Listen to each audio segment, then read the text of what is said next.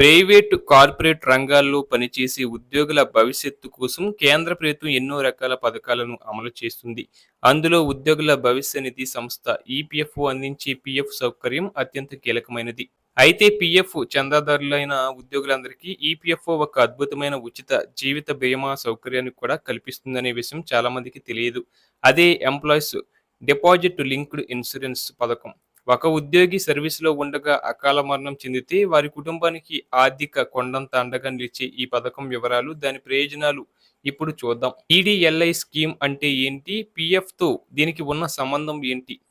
ఇది ఈడీఎల్ఐ అనేది ఈపీఎఫ్ఓ పరిధిలోకి వచ్చే ఉద్యోగులందరికీ వర్తించే ఒక ఉచిత గ్రూప్ ఇన్సూరెన్స్ స్కీమ్. ఈపీఎఫ్ ఖాతా ఉన్న ప్రతి ఒక్క ఉద్యోగికి ఈ బీమా రక్షణ స్వయంచాలకంగా ఆటోమేటిక్గా వర్తిస్తుంది.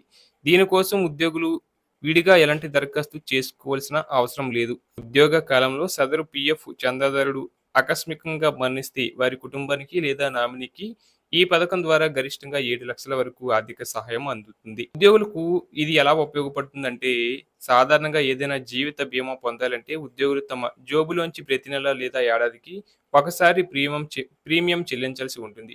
కానీ ఈడీఎల్ఐ పథకం ప్రత్యేకత ఏంటంటే, దీనికోసం ఉద్యోగుల జీతం నుంచి ఒక్క రూపాయి కూడా ప్రీమియం కట్ చేయరు.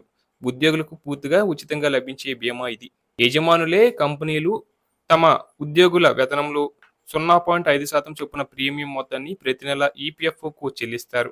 నేరుగా పనిచేసేవారే కాకుండా కాంట్రాక్ట్ పద్ధతిలో పనిచేసే కార్మికులకు సైతం ఈ పథకాన్ని వర్తింప చేయాల్సిన పూర్తి బాధ్యత యజమానులదే. ఇక బీమా డబ్బులు ఎంత వస్తాయి, ఎలా లెక్కిస్తారంటే, ఈ పథకం కింద అర్హులైన నామినీ లేదా చట్టబద్ధమైన వారసులకు కనీసం 2,50,000 నుంచి గరిష్టంగా 7 లక్షల వరకు బీమా మొత్తం లభిస్తుంది. ఈ ప్రయోజనాన్ని ఉద్యోగి చివరి 12 నెలల సగటు పీఎఫ్ బ్యాలెన్స్, ఉద్యోగి యజమాని సహకారం, వడ్డీతో కలిపి వారి వేతనం ఆధారంగా లెక్కిస్తారు. అలాగే కొన్ని ప్రత్యేక సందర్భాల్లో గరిష్ట సగటు నెలవారీ వేతనం 15,000పై 35 రెట్లు లెక్కగట్టి దానికి సగటు పీఎఫ్ బ్యాలెన్స్లో 50% మొత్తాన్ని జోడిస్తారు. ఇది 1,75,000కు మించకూడదు. ఈ పథకం ద్వారా గరిష్టంగా 7 లక్షల పూర్తి బీమా ప్రయోజనం కుటుంబానికి దక్కాలంటే ఉద్యోగులు తమ ఈపీఎస్ సహకారాన్ని ఎలాంటి బ్రేకులు లేకుండా క్రమం తప్పకుండా కొనసాగించడం ఎంతో ముఖ్యం. ఇది ఎవరికి వర్తిస్తుంది, ఎలా క్లెయిమ్ చేయాలంటే, ఫ్యాక్టరీలు లేదా వివిధ సంస్థలలో పనిచేసే ఈపీఎఫ్ చందాదారులుగా ఉన్న ఉద్యోగులందరికీ ఈ బీమా వర్తిస్తుందండి.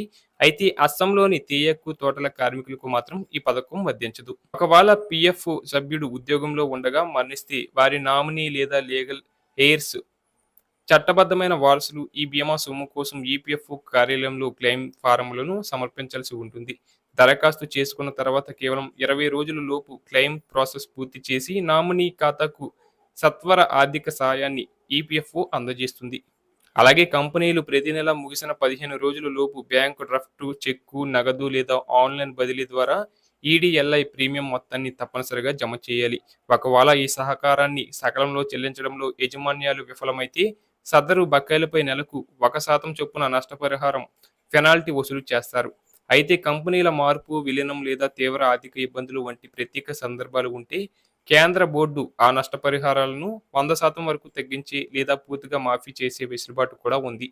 కాబట్టి పీఎఫ్ ఖాతా ఉన్న ప్రతి ఉద్యోగి తమకు లభిస్తున్న ఈ 7 లక్షల ఉచిత బీమా రక్షణ గురించి అవగాహన కలిగి ఉండటం, తమ పీఎఫ్ ఖాతాకు నామినీని అప్డేట్ చేసుకోవడం ఎంతైనా అవసరం.